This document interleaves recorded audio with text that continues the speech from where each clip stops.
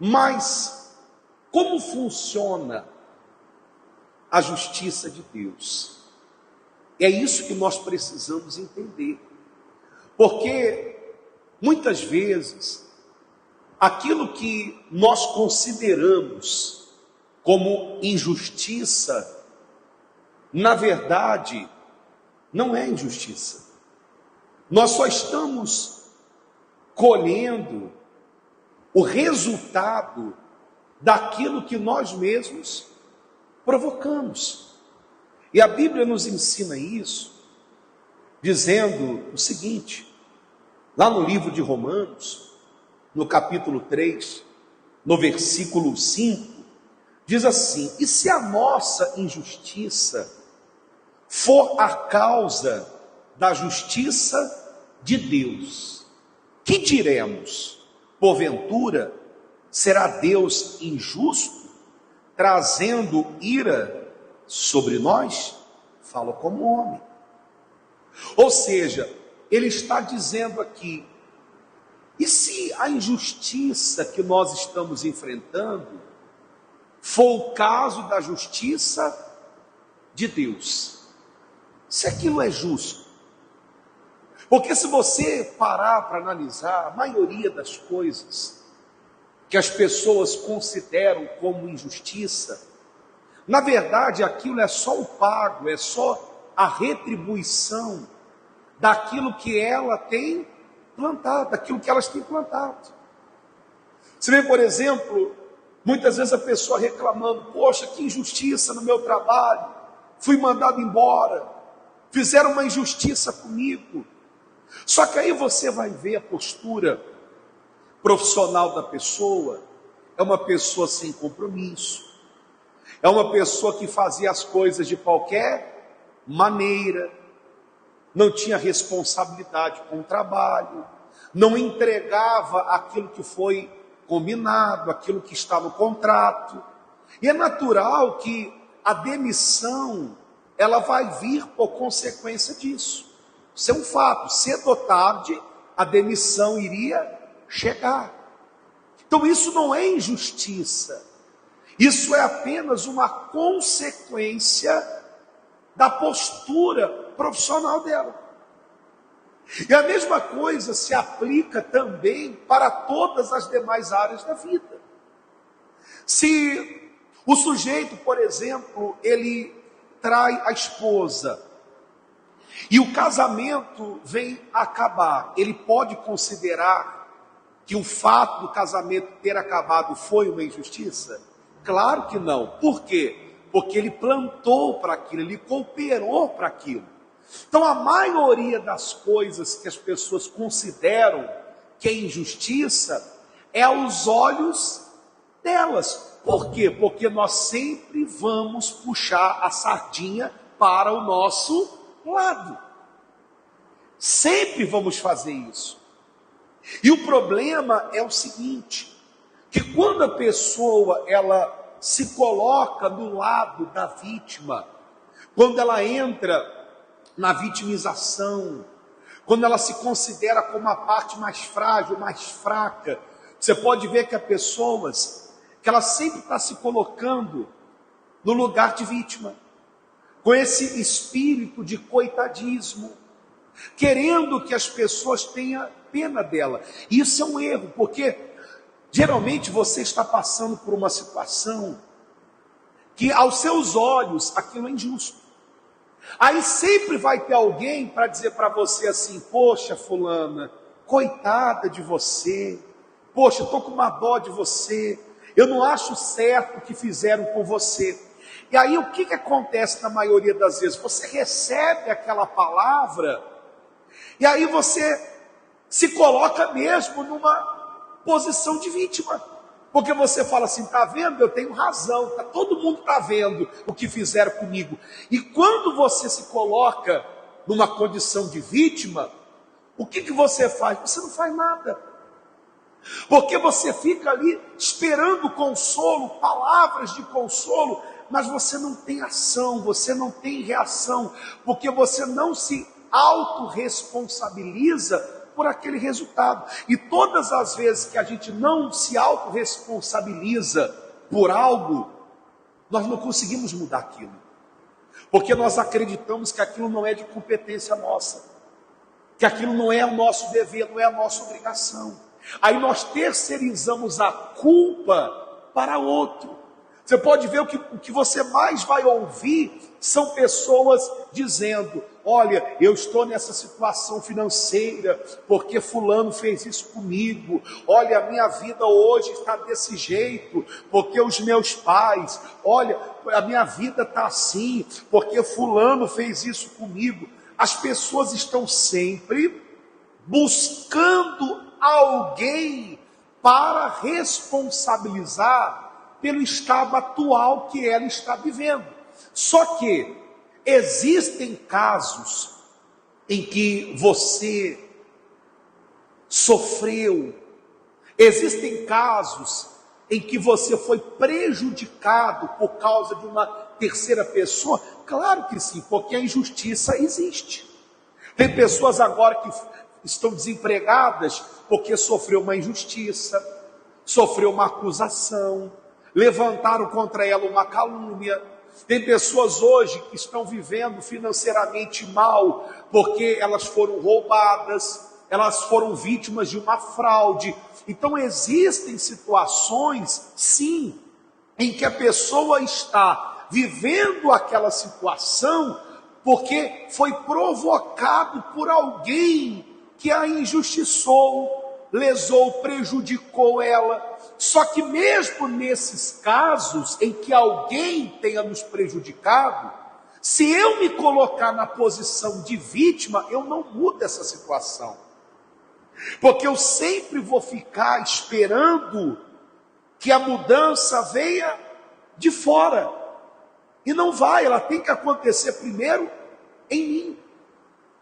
Porque chorar, reclamar, se vitimizar porque alguém me prejudicou, isso não vai mudar a situação.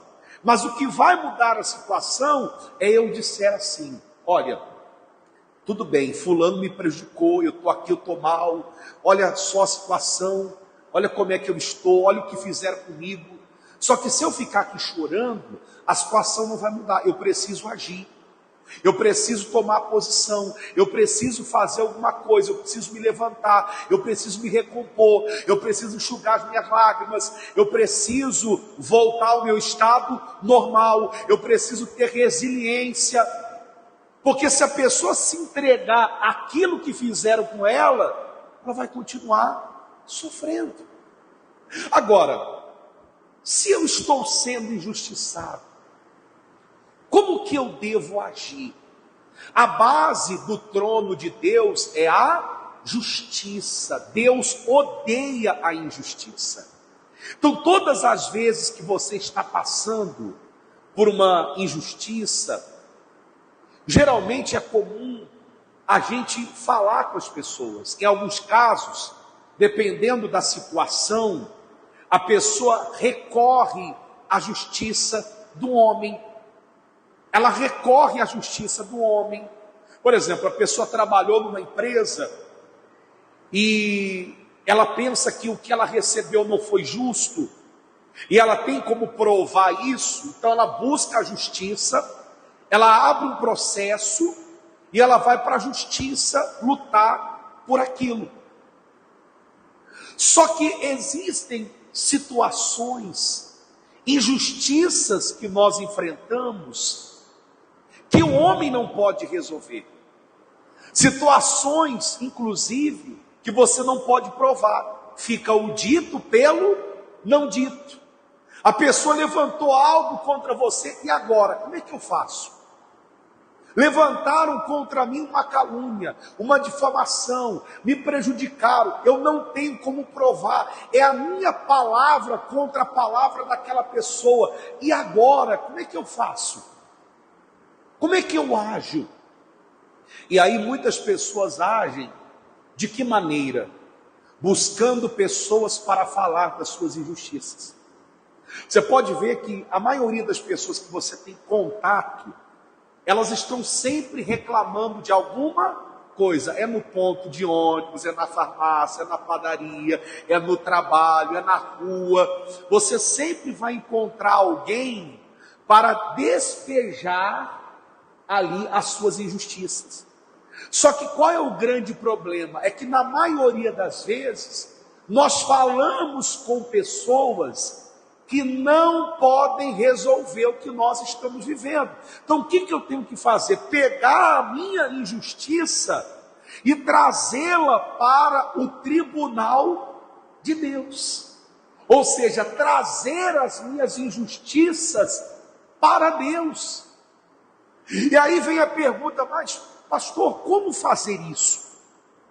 Como pegar as injustiças que eu estou sofrendo? Porque eu tenho feito o que é correto, eu tenho andado na justiça, porque somente a pessoa que está na justiça pode clamar por justiça.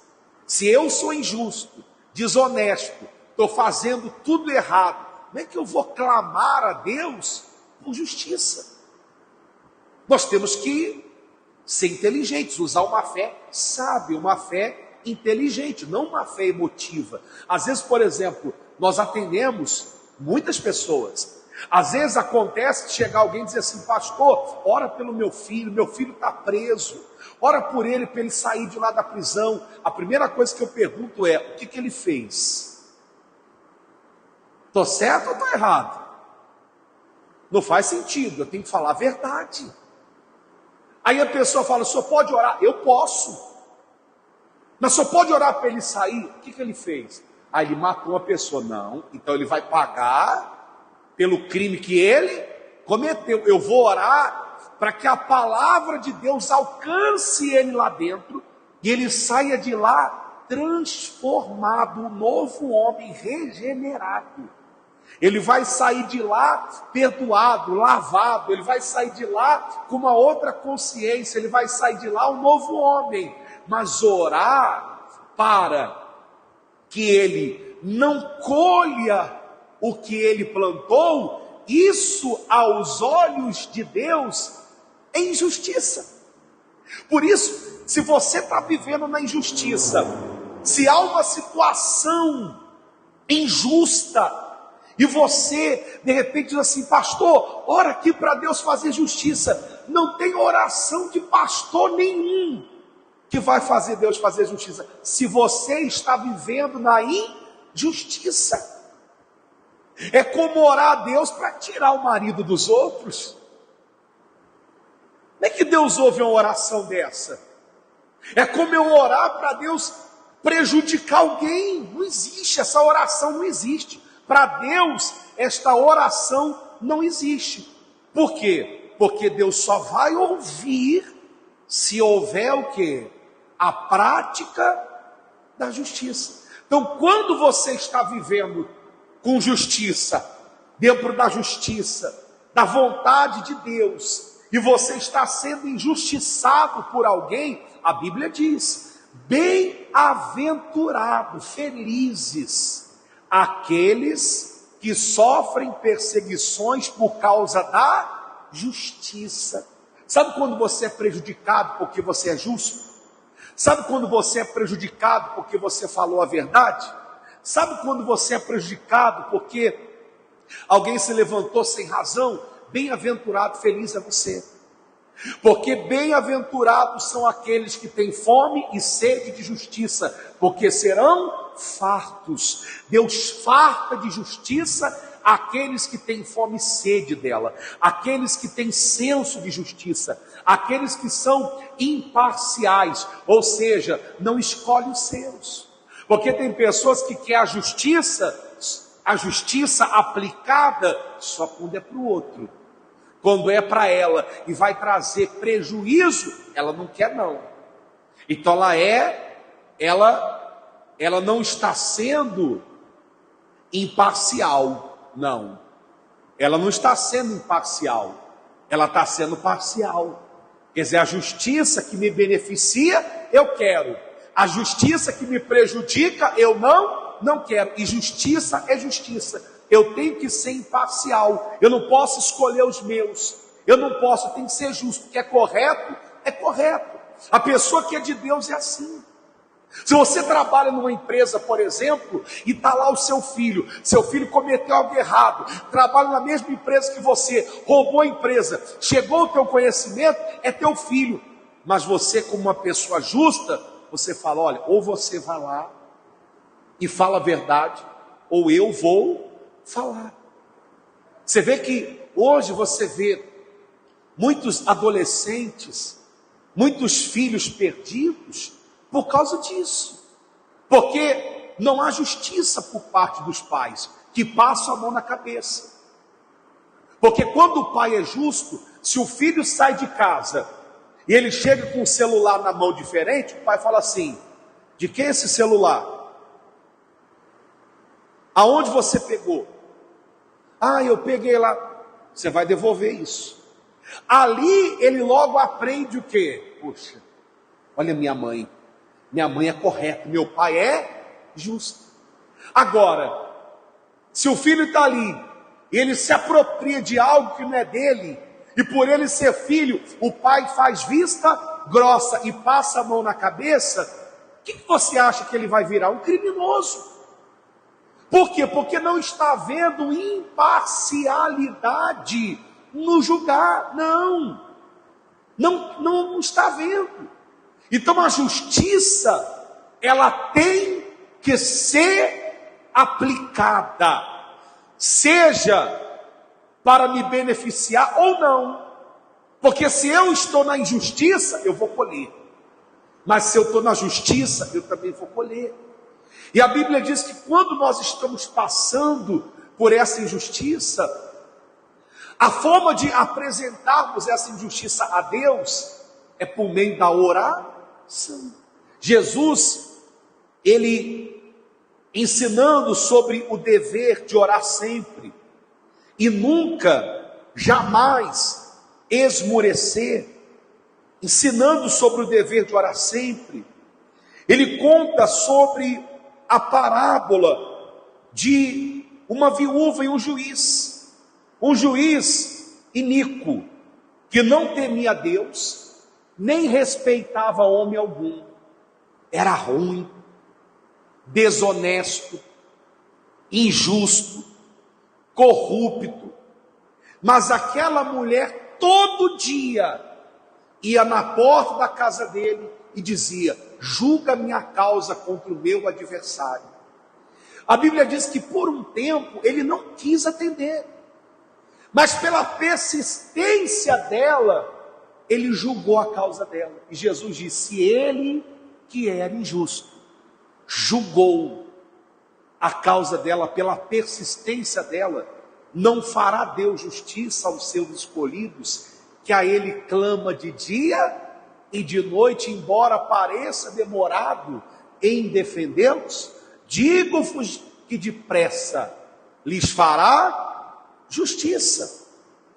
Olha só, Lucas 18:7. E Deus não fará justiça aos seus escolhidos, que clamam a Ele de dia e de noite, ainda que tardio para com eles? Digo-vos que depressa lhes fará justiça. Quando, porém, vier o Filho do Homem, porventura achará fé na terra? Ou seja, as nossas injustiças, nós precisamos levá-las para Deus. Pastor, eu estou passando uma situação que do ponto de vista humano não tem jeito, eu não tenho como provar, eu estou numa situação feia, crítica, eu estou numa situação, eu estou sem saída. Como é que eu faço isso? Como é que eu resolvo essa situação? É simples. Traga para o tribunal divino, tribunal de Deus. Ó Deus, eu tenho essa situação. O Senhor sabe que eu estou justo. O Senhor sabe que eu fiz o que é correto. O Senhor sabe que isso é uma grande mentira. Estão tentando me prejudicar.